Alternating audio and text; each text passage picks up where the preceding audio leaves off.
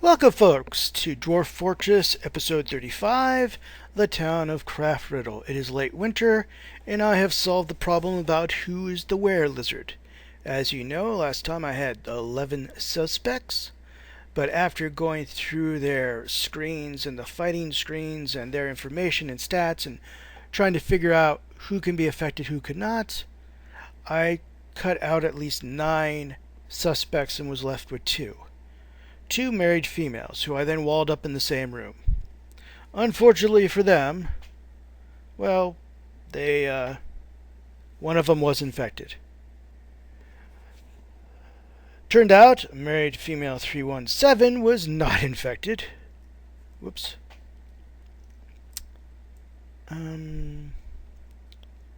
So she fought for her life. Married female 311 was infected, and unfortunately, that means she's going to spend the rest of her life in this,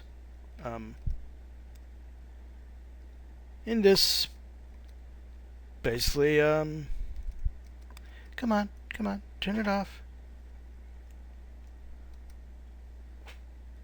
There you go. In this room. Because if I exiled her, when she turns back into Dwarf and I exiled her, she won't have any place to go. And if I ever play another game of this, she could show up as a migrant. Also, if you exile a Dwarf, there's a chance their family would go with them, which means that they'll be leaving a whole bunch of friends and acquaintances and maybe potential lovers who will be upset, and you'll cause a disruption. Cause even more unhappiness. So she's going to be kept here.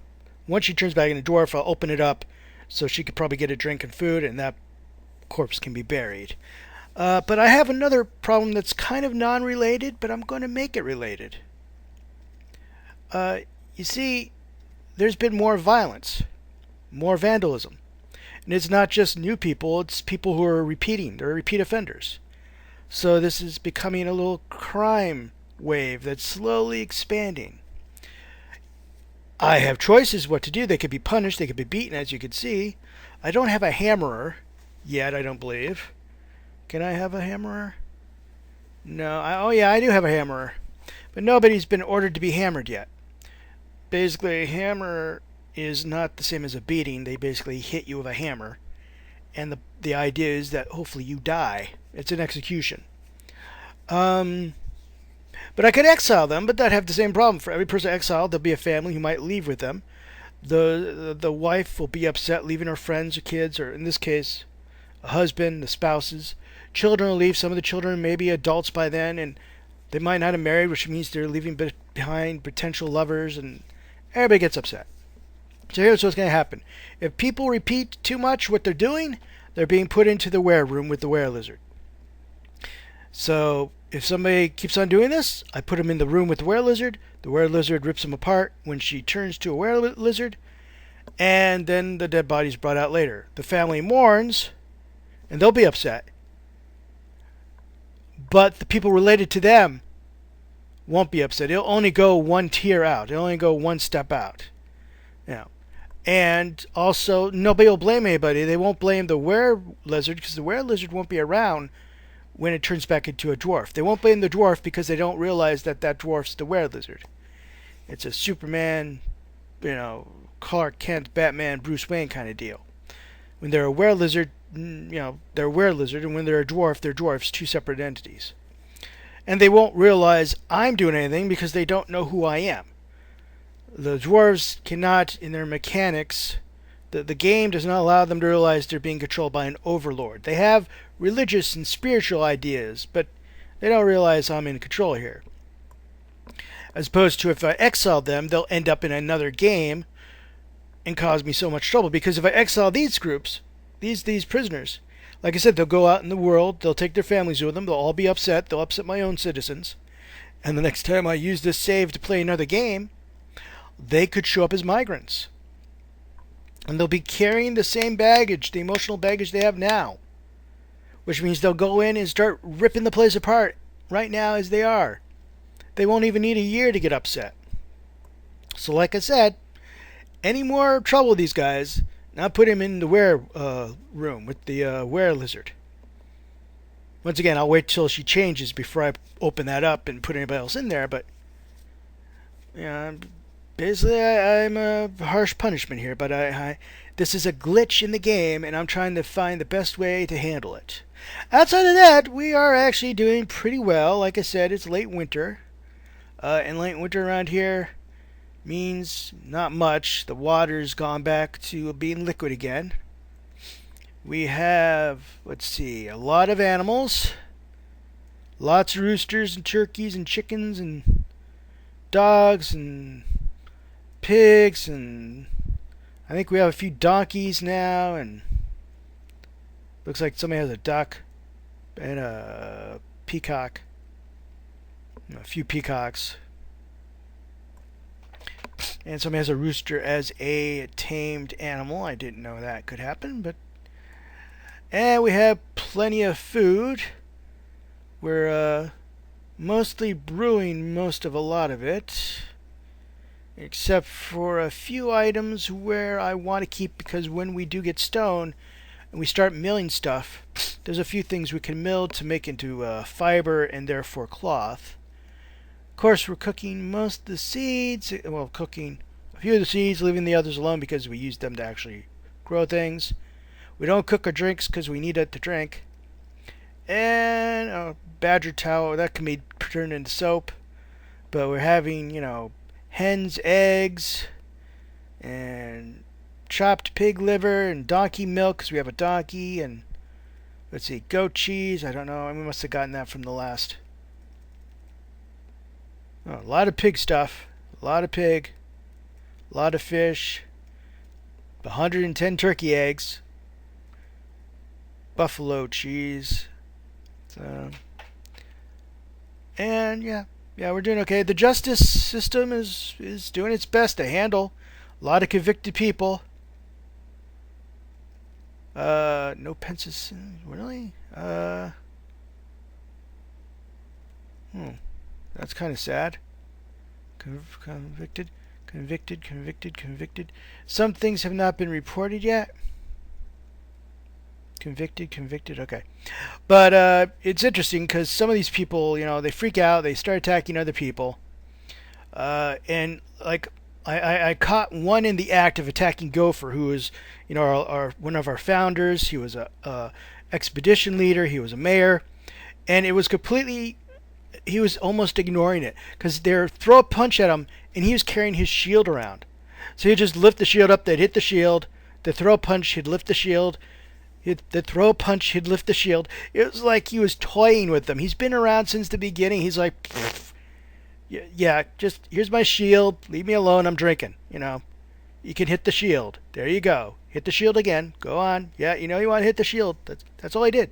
He just hit the shield. Don't care. So, whoop. And we have 106 citizens. And there's a few of them that don't have any jobs. Probably because there's nothing for them to do, and chained. Yeah, that person's being punished. Seems to be the military. Well, they're all military now. So it's kind of hard to say it's the military doing this when they're all military. A few people reading books in the library. Some people placing items in the tomb because there's bodies all over the place, sadly enough. Let's see, it's another... So that was a militia captain who was being punished. And here's a few of our poets and performers. But yeah, I saw two people. Looks like somebody's dying now. So, yeah, it looks like the hospital is being used, which is good. So yeah, everything's doing great, besides the waves of violence and depression. And that we have a were-lizard in one of our, locked up rooms. So, there's that. But life goes on. So I'll see you again when something happens. I'm hoping that we get the stone from the traders soon. And after this fort town is done, I think I might try a regular fortress. Just on my own. Just on the mainland. Just far away from an island with lots of stone. Lots of stone. And I've learned a few things. I think the bedroom combination, the shared bedrooms work. But I'm thinking that the turkey and chicken thing, trying to separate the babies from the adults is just stupid. Just make one big room, put the nest eggs, put the nest boxes in there, make it all chickens or all turkeys, and when they're born, leave them in there until they're adults and they can claim their own, nest box. And when the adults start outnumbering the babies, kill off some of the adults for food and so on and so forth. Just trying to do this kind of setup, it doesn't work. Who is that in there anyway? I mean, literally, I really want to know who that person is. What happened to you? Why are you in there? What went on? What went on? Ability to stand lost. Oh, your head was attacked? Diagnostic required. Brought to rest. Dress knee. Cleaned with badger soap. So, I don't know. It looks like you've been... What happened? Trying to turn stress place. He feels restless after being able to... Major inner... Okay, so he was injured. Beaten. Oh,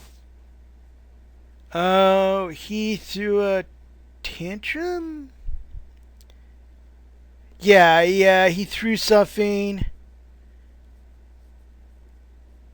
He vandalized something.